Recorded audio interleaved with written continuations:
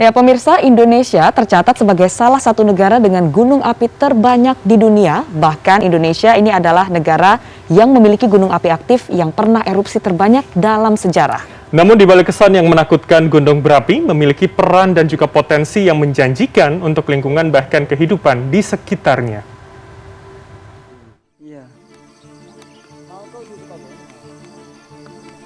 Pusat Vulkanologi dan Mitigasi Bencana Geologi mencatat Indonesia memiliki 127 gunung api. 75 diantaranya merupakan gunung api aktif yang pernah erupsi sepanjang sejarah. Jumlah ini menempatkan Indonesia pada posisi pertama sebagai negara dengan gunung api aktif yang pernah erupsi terbanyak di dunia, mengungguli Amerika Serikat, Jepang, dan Rusia. Gunung api di Indonesia tersebar di sepanjang Pulau Sumatera, Jawa, sampai ke wilayah timur Indonesia seperti Pulau Sulawesi dan Nusa Tenggara, atau dikenal sebagai bagian dari Ring of Fire.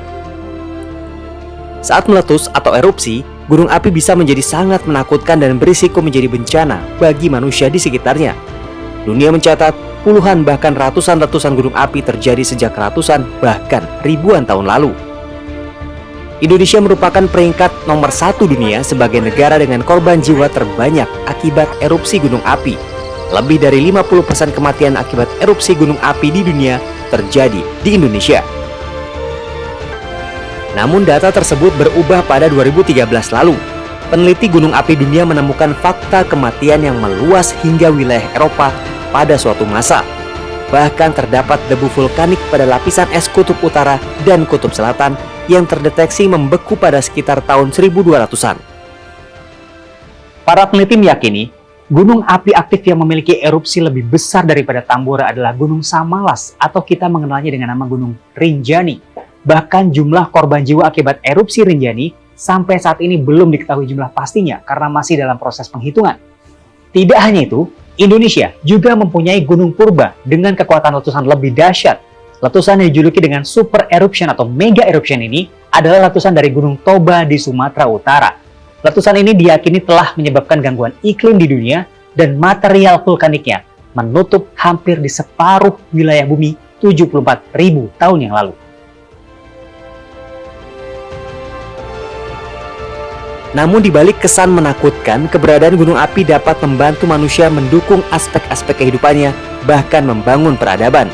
Di antaranya dengan kekayaan mineral bumi, air bersih, ketersediaan produk erupsi seperti batuan dan pasir, kesuburan tanah untuk mendukung agrikultur, dan potensi pariwisata. Kalau kita melihat gunung api ini seperti koin ya yang memiliki dua sisi gitu. Jadi yang pertama adalah sisi positifnya, yang kedua adalah sisi negatifnya ya. Sisi positif kita dari gunung api ini banyak sekali ya.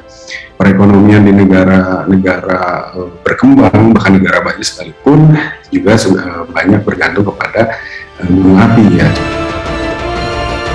Oleh karena itu, manusia dan gunung api harus berbagi ruang dan waktu.